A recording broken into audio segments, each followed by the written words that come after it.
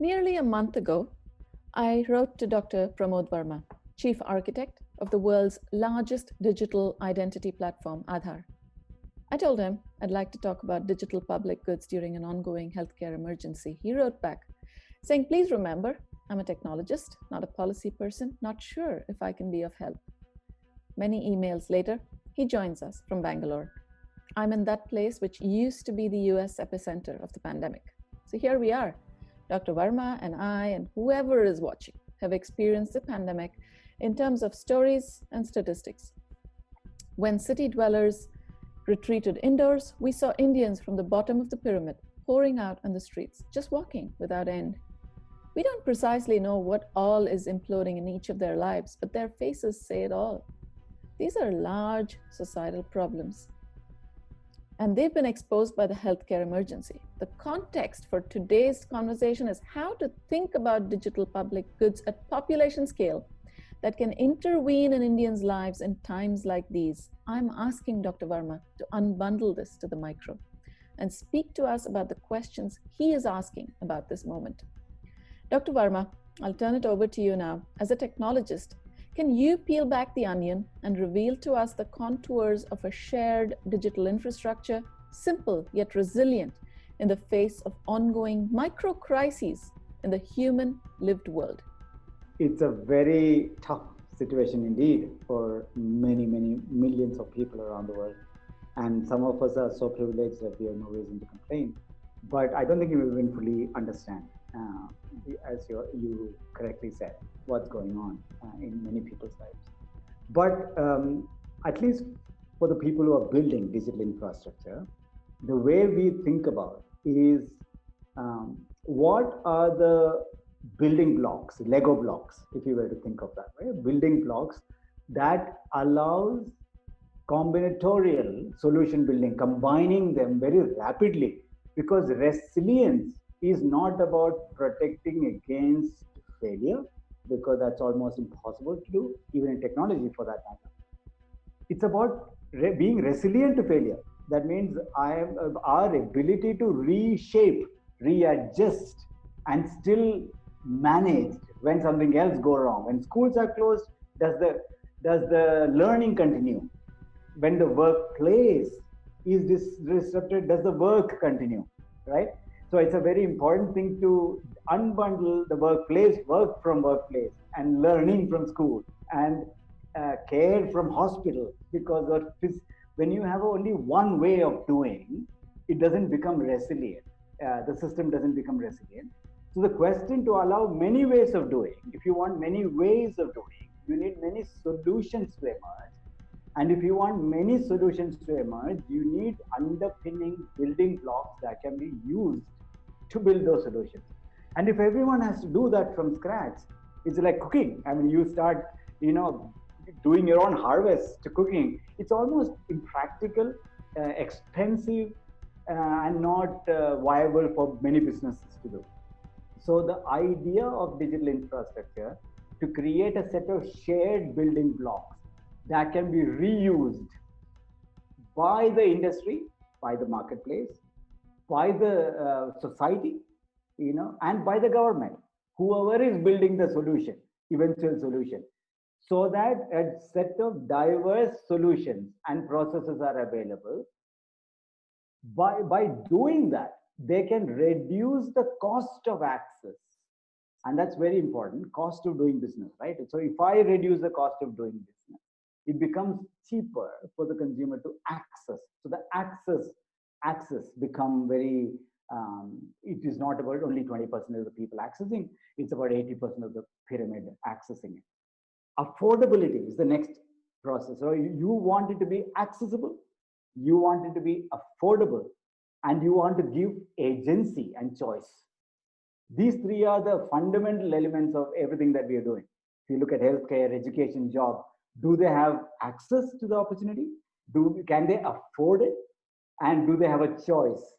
And if you answer these three all the time in every domain, you will start unbundling to realize that to make that happen, we have no choice but to bring market, society, and government together, and not one against each other.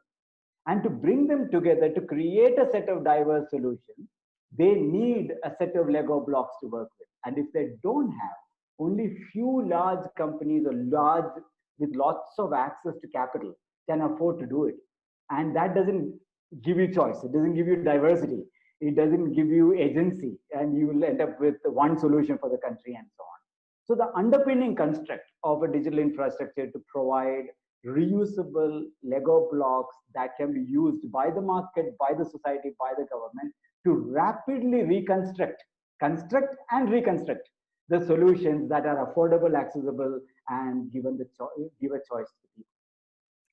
Plus one thinking, as you describe it, is when you never revert to the earlier state. Powerful framework in and of itself. In terms of that same plus one thinking, explain what gaps you see as a technologist in the current crisis, where, say, money is not related to work. Can a migrant get a short-term loan for a day? He should be able to, he or she. Let's take lending, for example. Access to capital. We'll talk about access to food, access to education, access to healthcare, but access to capital is almost like money, access to money. And if you look at India's the spectrum of large businesses and top of the pyramid folks like us, our access to money is so easy at a much lower rate. That means we get almost like 8, 9%, 10%, whatever India's varying rates maybe, and then you get large amount of capital.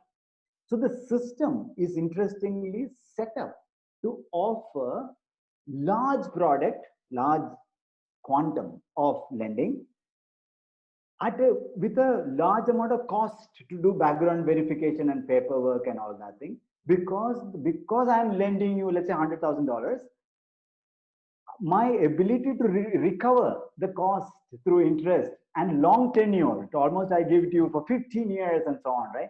Nobody wants to give you $100 lending for 2 days. It doesn't even make sense to banks, right?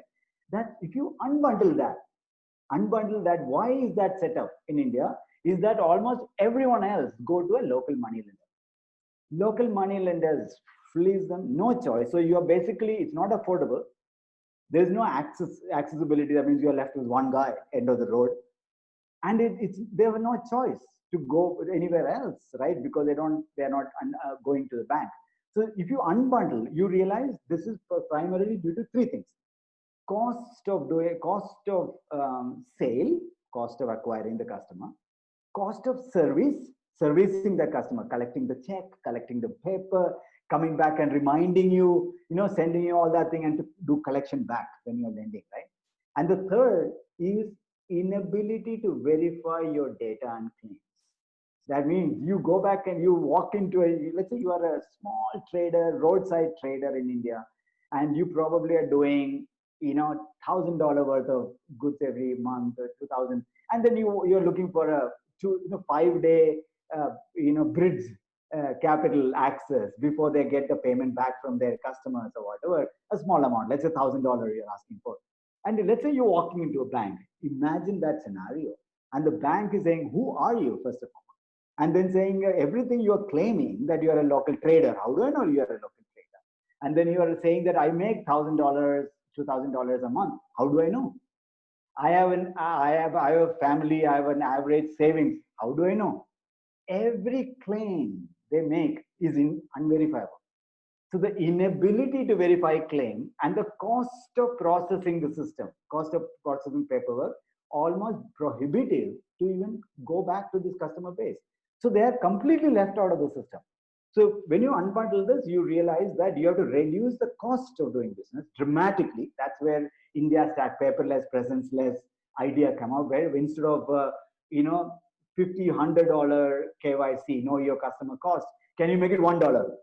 Dramatic. An order of, not order of one, order of two, can you reduce? And if you dramatically reduce the cost of doing through apply digital to reduce cost, and then you, on the other side, provide attestation, credits, and data back to the individual so that they can make verifiable claims. That means you can make a claim that you have an average balance of $500 without any paperwork. And that's exactly what India did. Two parts. reduce cost of doing business and cost of servicing, and the other side, reduce the cost of trust, which is verifying the claims, which is attestation, credentials, data, certificates. I'm a BTech degree holder, engineering holder. How do I know? Nobody knows anything, right? So it's very important that we tackle that. And that's exactly what we are doing through the stack approach. And once we do this, suddenly the same within the same manageable viable cost, I am able to lend to $1,000 for 5 days instead of $100,000 for 5 years. You talk often about Rajni, a vegetable vendor persona. I'm adding a few more visual markers for my next question. Take a look at these people. What is the next layer of digital infrastructure that needs to be built before the next crisis hits without fluffy features so that these people don't have to go through what they did this time? It comes back to, is banking, is like work, does work need to be done at a workplace? Does learning need to be done in a school? Does banking need to be done in a bank branch, for example? That's a very important question. And thankfully, by the way, India had taken many steps, but not enough, ever not enough for 1 billion people, to cater to 1 billion people's aspirations. But nevertheless, we have taken so much more steps towards, for example, India Postal Bank. India Postal Bank allows banking at your doorstep, and their postman is walking around today with a Aadhaar-enabled device, which allows. And interestingly, when the lock-in happened in March, post-March, in April and May, the Aadhaar-enabled payment system literally doubled its transactions, really telling us that these are the people using their fingerprint to doing banking. It literally doubled when the lockdown happened. That means someone around the country, 400 million transactions around the country in 1 month got done in front of their houses, right? Just using their fingerprint. No phones, no feature phone, no smartphones, no internet, but because the postman is knocking the door and saying, yeah, you can. And these are not like, people are not withdrawing $100,000. They're like withdrawing like $10, $5 just for their, and accessing banking doesn't mean bank branch. I think we made bank branch virtual. So virtualization of physical is a very important learning that we went through right now.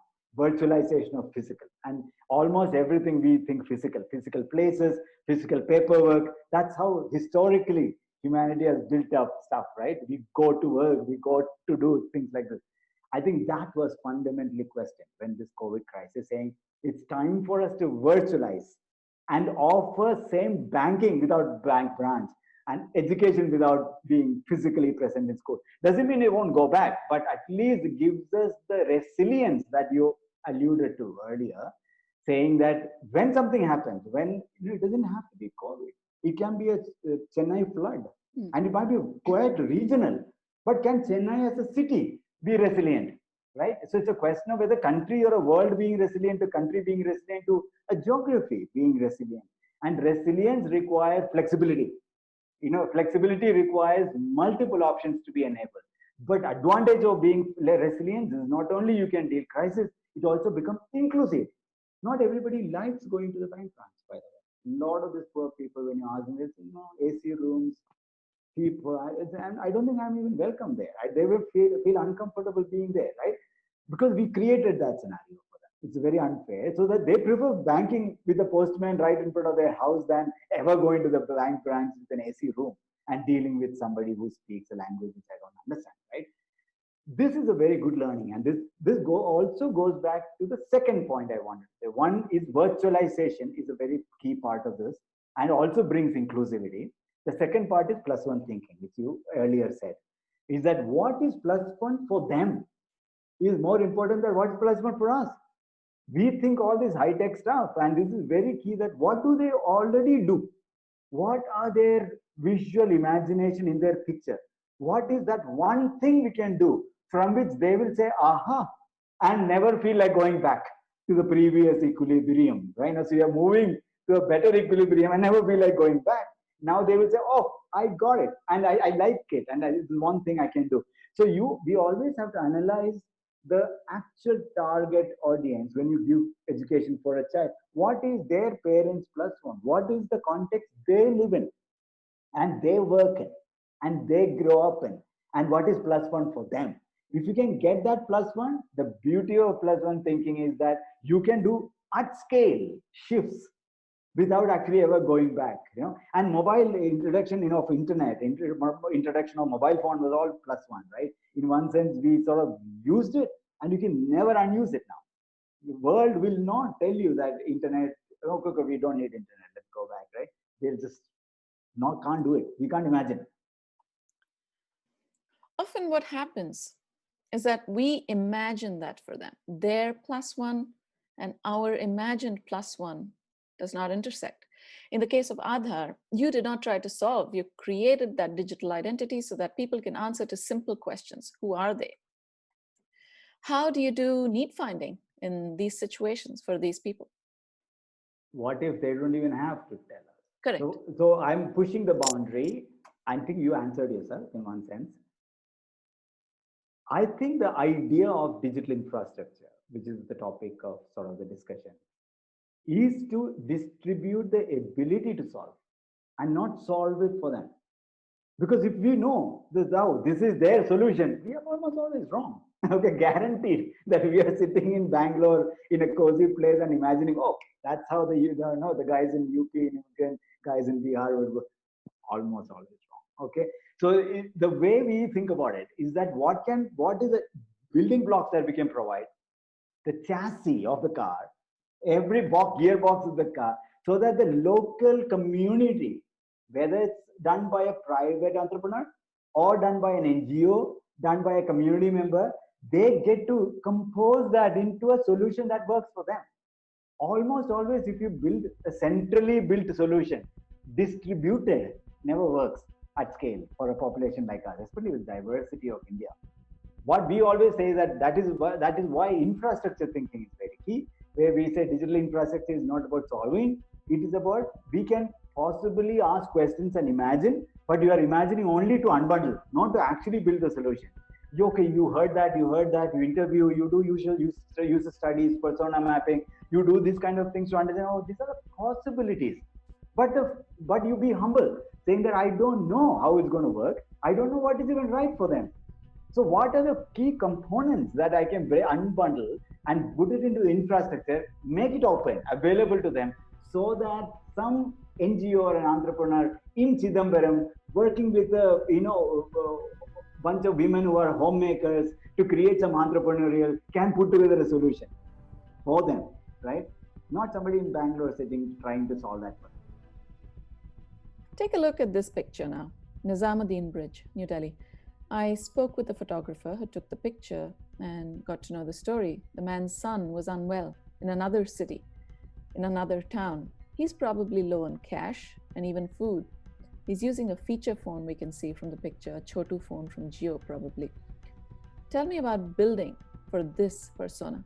I think the way, at least I think about it, is that because if you put all this thing together into a problem, then we start crying and then we say, I don't know what to do.